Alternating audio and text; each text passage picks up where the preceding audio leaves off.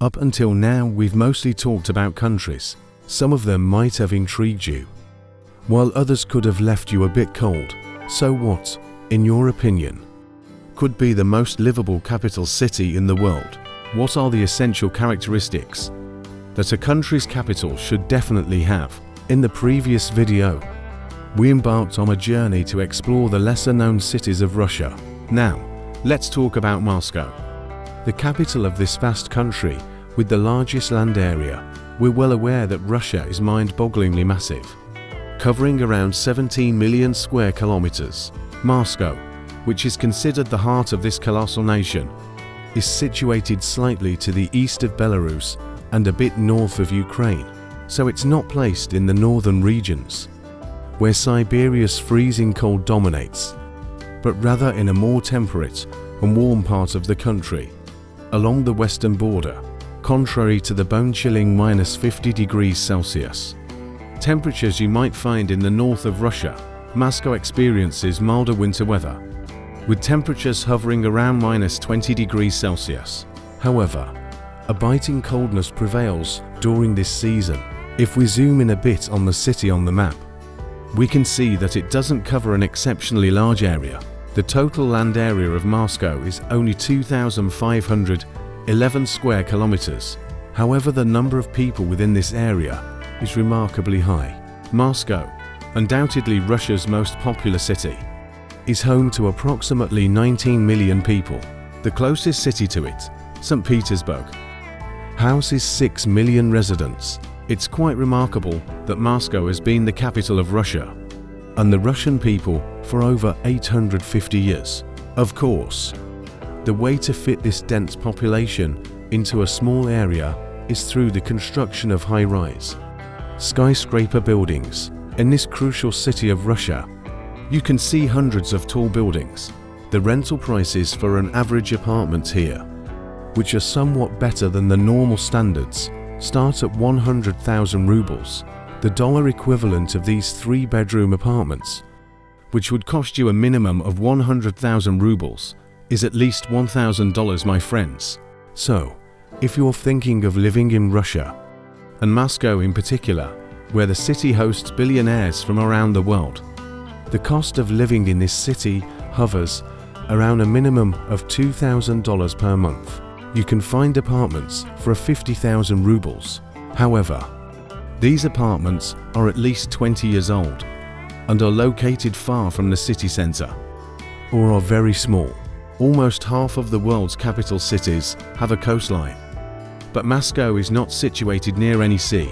Flowing through the heart of the city is a river known as the Moscow River, and this river serves as a peaceful recreation area for the Russian people, both in winter and summer. This river, which cuts through the heart of the city, has been bridged with small bridges to provide land connections, serving the people. As for the famous Moscow Kremlin Palace, it is located in the very heart and center of the city. This palace is one of Russia's biggest symbols, and almost everyone who visits Russia has a photo taken in front of the Moscow Kremlin Palace. Today it is also Putin's official residence, since it's the city of high courts, the center of the country's administration, and the playground of wealthy oligarchs. You can often see luxury official vehicles with sirens blaring, causing traffic jams in the city. Let's also mention that in Russia, there are many palaces with the name Kremlin. On the other hand, the famous Red Square, as it's commonly known in English, is of course located in the capital, and the square's surroundings are paved with cobblestone roads, and there's not a speck of litter in sight. Red Square is the most popular area where tourists visiting Russia and Moscow spend their time. The architecture in this city's lifeline is built on such a foundation. The square here is so vast that when presidents like Putin make speeches or on national celebration days, Red Square is filled to the brim with millions of people. Another symbol of Moscow, the historic St. Basil's Cathedral, stands proudly in this Red Square and is one of its greatest icons. Currently, there's not a heavy influx of tourists from abroad to the square. The reason for this is Russia's chilly diplomatic relations with the West. and Western airlines have reduced or halted their flights to Russia. However, Russia's large domestic population and abundant resources keep them from being too dependent on the outside world. Therefore, their capital is never an empty and quiet place at any time of the year. The biggest indicator of this is the never-ending festivals held in Moscow. If you're lucky, you might stumble upon these eye-catching festivals when you visit. These festivals may be ordinary for the locals, but I'm sure they'll be quite intriguing for those coming to Moscow from the outside. Today, much of the world is still experiencing the summer months, and in Moscow, people are still strolling around in short sleeves. If I were to show you a bit of the bustling life there, I can say that the city is extremely lively both during the day and in the evening. Despite the impacts of history, Moscow offers an active and comfortable way of life. People fill the streets of Moscow with their groups of friends, and almost no one walks alone. Some sit on benches with their friends. Some excitedly share stories in cafes, and others have their photos taken by photographers in the streets. The photography part is important because when you go to Moscow, you might come across something you don't see very often. In the city center, you'll find photographers wandering around with professional cameras, capturing the beauty-conscious Russian people for a fee. This way, the people being photographed have immortal memories, and someone else earns a living. In fact, some photographers have raised the bar so high that they choose a busy spot in the city, set up a backdrop, and provide a more professional background for those who want to have their photos taken. In fact, there's really no need for that because every corner of Moscow, its parks, rivers, streets, and architecture provide ample opportunities for taking perfect photographs and being photographed. Especially the city's architecture, reminiscent of Western European styles, doesn't fall short. And each of these architectural wonders holds iconic status for the country. Whatever you expect from a capital or an ideal city to live in, Moscow largely meets these requirements. If you want to go to a restaurant, you have hundreds of options in front of you. If you're tired of going to the same park or nightclub, there are hundreds more to explore. Or do you enjoy meeting new people continuously? Moscow has more new faces and new people than you can imagine. The best part is that the country, Russia, offers you the highest income earning opportunities available. If you want to live in such a vibrant city with magnificent architecture today, you'll need a net income, a range of $4,000 to $5,000 per month in Moscow. Otherwise, Moscow's luxurious lifestyle could strain your budget. If Moscow is too expensive for you, but you still want to be in close proximity, the city of Vladimir, just east of Moscow, might be an option. Further east, there's Kazan, a large city with a vibrant atmosphere.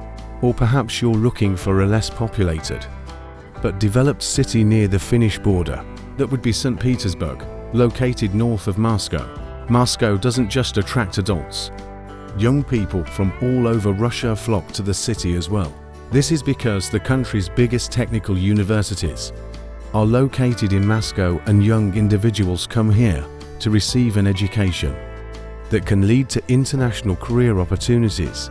Today, Moscow boasts 13 universities, making it a city that appeals to people of all ages, not just adults. On the other hand, you can see a lot of people taking photos and being photographed in Moscow because Russians, especially Russian women, really love having their photos taken, even if you take their pictures without them noticing. When they realize it, they don't react aggressively or angrily. Instead, they smile and pose for the camera. Indeed, Russians often have their phones in hand, constantly taking photos of themselves. Even if you're not photographing them, it seems that Russians don't just seek approval from the outside world, but from themselves as well. When you look at people's faces, you can clearly see the characteristics of the Slavic race. About 8 out of 10 people have fair skin, and they are often blonde. Consequently, many Russians have blue or green eyes. Beauty, of course, is subjective. But there's no denying the global fascination with the Slavic look. Russians seem to be aware of this attention, which probably contributes to their high self-confidence. Moreover, Russians dress quite elegantly not just when they're going out at night, but even during casual daytime meetings with friends. Russia is a country belonging to the Orthodox branch of Christianity, but the country's religious structure and governance style don't intervene in the clothing and lifestyles of its people. People can freely dress and live as they wish, and there's no societal or governmental pressure on them. They enjoy their freedom. In Moscow, people dance not only in venues, but also on the streets. Their zest for life is by no means lagging behind Western European lifestyles. They are full of energy and exhibit fun-loving behaviors. The high motivation of Moscow's residents also provides a livelihood for young people who want to make money by playing music. Musicians playing various instruments can be found on every corner of the streets, so while strolling through Moscow, you might constantly hear beautiful melodies. Furthermore, in the evening during sunset hours, Moscow's sidewalks start to fill up with people, and you can hardly find an empty pavement. Even if people don't go to cafes, they fill up these parks and sidewalk areas with their loved ones. In fact, in Moscow, some people park their cars in a corner and open their car trunks to enjoy hookah. This is not an uncommon sight, and those who can't find space in parks take their hookahs and drinks and enjoy the open air in the trunks of their cars. Some prefer to spend time chatting by the green banks of the Moscow River instead of eating and drinking, or some Russians may use benches for different purposes in the evenings. One notable detail on Moscow streets is that, despite being quite young, people consume a lot of tobacco products. You also won't see a large elderly population of over 65 in the city. Almost all the people you encounter on the streets are under 50. Elderly people are usually seen in the metro and don't draw much attention on the streets. Speaking of the metro, it's worth noting that Moscow has one of the world's largest and most extensive metro networks. This city boasts a transportation network detailed enough to match the splendor of a capital. And what's more, Moscow's metro stations, like other Russian metros, have quite impressive architecture. These ultra-stylish metro designs, inherited from the Soviets, are truly one of Russia's best features. To show you this better, you can observe for yourself just how elegant and clean each metro station in Moscow is. Across the country, Russia's metro system hosts more than 160 stations on 11 lines. Another noteworthy aspect in Moscow is the abundance of luxury cars. You'll especially see these luxury cars coming out in the evening hours, and each one is absolutely dazzling. No matter where you turn, Ferraris, Lamborghinis, Mercedes, and more varieties of cars suddenly appear before your eyes. There's a street in the city called Malaya Bronaya, and it's where Moscow's elite reside, where taxis are abundant, and where the wealthy frequently spend their time. So in Moscow streets like Malaya and Petrovka, you can see the most expensive branded shopping centers and the most luxurious vehicles.